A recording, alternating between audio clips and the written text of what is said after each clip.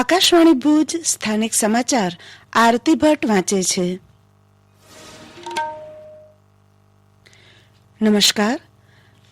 ગુજરાત રાજ્ય મુખ્યમંત્રી વિજય રૂપાણીએ રાજ્યમાં વસતા નાગરિકોને આજરોજ નવરાત્રીની શુભકામના પાઠવવાની સાથે સાથે એક વિડીયો સંદેશ આપ્યો હતો કે જ્યાં સુધી કોરોનાની રસી કે દવા શોધાઈ નથી ત્યાં સુધી સૌ કોઈએ સાવચેત રહેવાની જરૂર છે અને તહેવારોમાં પણ ખૂબ જ સાવધાનીપૂર્વક ઉજવણી કરવામાં આવે તે બાબત ભારપૂર્વક કહી હતી. મુખ્યમંત્રી શ્રી રૂપાણીએ વધુમાં જણાવ્યું કે નારી શક્તિની વંદના સાથે નવરાત્રી પર્વ ઉજવીએ, પરંતુ કોરોના સંક્રમણની પરિસ્થિતિને અનુલક્ષીને નવરાત્રી ગરબાને મોટા પાયે થતા આયોજનોને મંજૂરી નથી અપાઈ.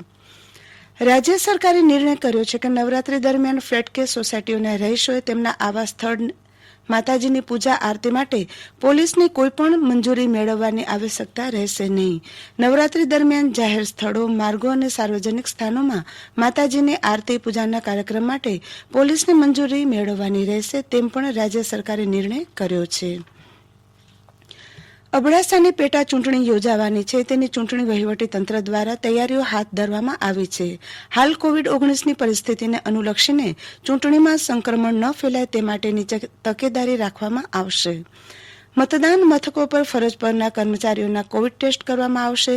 આ અંગે વધુ જાણકારી આપતા જિલ્લા નાયબ ચૂંટણી અધિકારી શ્રી એમ.બી. પ્રજાપતિએ આ મુજબ જણાવ્યું હતું.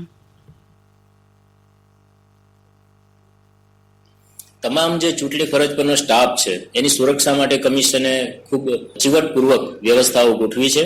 અત્યારે પણ અમે જ્યારે પણ મિટિંગો કે ટ્રેનિંગો વગેરે કરીએ છીએ ત્યારે કોવિડની પરિસ્થિતિ ધ્યાને રાખીને તમામ સુરક્ષાના ઉપાયો અજમાવીએ છીએ. સોશિયલ ડિસ્ટન્સ રાખવું, દરેકને હાથ સેનિટાઈઝ કરાવવા, માસ્ક ફરજિયાતપણે અમલ કરાવવો, તમામ ટ્રેનિંગો હવા ઉજાસવાળા ખુલ્લા ઓરડાઓમાં આપવામાં આવે છે. જ્યારે ફરજ ઉપરનો સ્ટાફ ડિસ્પેચ થશે મતદાન મથકોએ જવા માટે ત્યારે પણ લગભગ 2000 ઉપરનો સ્ટાફ એક જગ્યાએ હશે ત્યારે સોશિયલ ડિસ્ટન્સનો પૂરેપૂરો અમલ કરવામાં આવે એવું અમે પ્લાનિંગ કર્યું છે.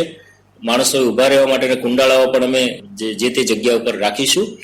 દરેક વ્યક્તિ જે છે ચૂંટણીમાં કામગીરી કરશે એનો Covid test, rapid antigen test જે છે એ કરવામાં આવશે ને ત્યાર પછી જ એમને ચૂંટણી કરવા માટે મતદાન મથકે રવાના કરવામાં આવશે. 3000 માણસો, સુરક્ષાના માણસો સહિત 3000 થી 3500 જેટલો સ્ટાફ જે છે એક જ દિવસે આપણે ટેસ્ટ કરીને જ પછી એને મતદાન મથકે રવાના કરીશું, જેથી જો કોઈ એવું સંક્રમિત કર્મચારી હોય તો એના કારણે બાકીના વ્યક્તિઓને સંક્રમણ ન ફેલાય. દર વર્ષે ગુજરાત વિધાનસભાની 8 બેઠકોની પેટા ચૂંટણી માટે ઉમેદવારી પત્રો ભરવાની પ્રક્રિયા આજે પૂરી થઈ છે.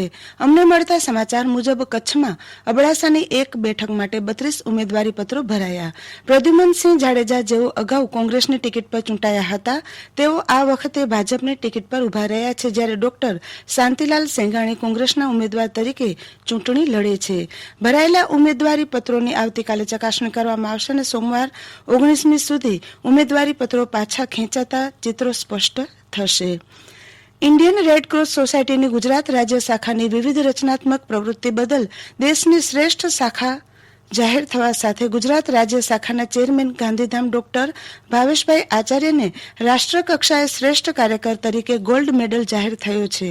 ઉપરાંત શ્રેષ્ઠ કામગીરી બદલ રાજ્ય શાખાને ₹50 લાખનું ઇનામ પણ જાહેર થયું છે. આ સિદ્ધિ બદલ ખુશી વ્યક્ત કરતા ડોક્ટર ભાવેશભાઈ આચાર્યએ આ મુજબ જણાવ્યું હતું. ઓલ ઇન્ડિયા રેડક્રોસ તરફથી શ્રેષ્ઠ કામગીરી કરતી એવી એક વ્યક્તિને ગોલ્ડ મેડલ રાષ્ટ્રપતિ તરફથી આપવામાં આવે છે. તો એ મારા સદભાગ્યે એ ગોલ્ડ મેડલ પણ મને મળ્યો. ગઈકાલે અમારી જે એજીએમ હતી દેશના આરોગ્ય મંત્રી શ્રી હર્ષવર્ધનજીના નેતૃત્વમાં, એની અંદર સિદ્ધિઓ અમને હાંસલ થઈ, એનો અમને ખૂબ આનંદ છે, ખૂબ ગૌરવ અનુભવીએ છીએ. અમારી ગુજરાત રેડક્રોસ સોસાયટી ખૂબ માનવતાની એક્ટિવિટીઓ કરી રહી છે. અમે અદ્યતન લેબોરેટરી ચલાવીએ છીએ. મને વિશ્વાસ છે કે અમે હજી ખૂબ વધુ ને વધુ સારા કામ કરી અને સિદ્ધિ મેળવશું એવી અમને સંપૂર્ણ શ્રદ્ધા છે. આવતીકાલથી અશ્વિન નવરાત્રીનો આરંભ થઈ રહ્યો છે, ત્યારે આજે માતાના મઢ અને ભુજ આશાપુરા મંદિરમાં ઘટ સ્થાપન કરવામાં આવશે. આજે સાંજે દેવસ્થાનોમાં ઘટ સ્થાપન, અખંડ જ્યોત અને ગરબાના મુહૂર્ત છે અને આવતીકાલે સાંજે 5 થી 6:30 વાગ્યા સુધી ગરબાની સ્થાપનાના મુહૂર્ત છે. નવરાત્રીનું મોટાપાયે આયોજન કોરોના સંક્રમણને લીધે સરકારશ્રીના જાહેરનામા અનુસાર પણ થશે નહીં, પરંતુ શેરી કે સોસાયટીમાં ગરબાનું આયોજન માત્ર માતાજીના પૂજન સુધી સીમિત રહેશે. આ સાથે સ્થાનિક સમાચાર પૂરા થયા. નમસ્કાર.